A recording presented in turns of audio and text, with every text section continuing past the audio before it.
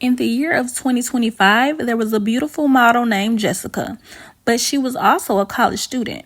One day, while she was in the library studying for an exam, a guy walked in and he looked like a movie star. His name was Charles Richardson, and he was one of the richest guys on the college campus. He saw Jessica sitting at the library table and he decided to go up to her and ask her out. He smiled at her and he said, "Can I take you to lunch tomorrow?" She said yes, and the rest was history.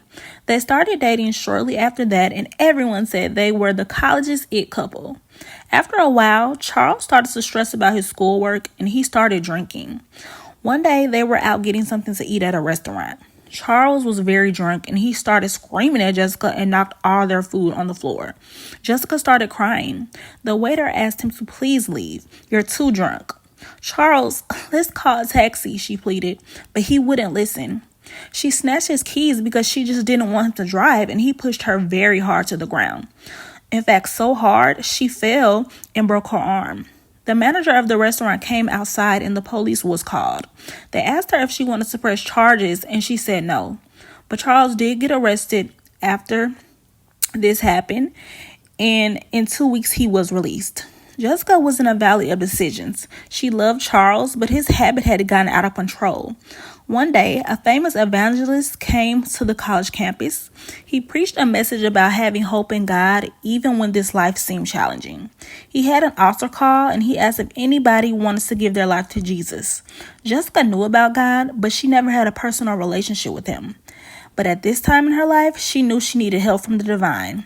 That day, she gave her life to Jesus Christ. After about 3 months, Charles called her. He apologized about breaking her arm, and he said he was trying to be a better man. He told her he wanted to take her out, buy her dinner, and hang out at one of his best guy friends' birthday party. She had a bad feeling in her stomach, so she said no, and that she had just moved on. The next day on the news, it said that at a birthday party, 2 males got into a fight over a female, and one of the males shot the other one in the arm. It was Charles. He had been shot in his arm. Jessica was really thankful that she did not go to that party, or she knew something bad could have definitely happened, and she thanked God for protecting her. She decided to never date Charles again, and she moved on with her life and graduated college with a 4.0 grade point average. She went on to become a cosmetologist, and so she started an organization to help women to have faith in their life even while they're single and just trying to find their self-worth in the Lord. That's the end, and God bless.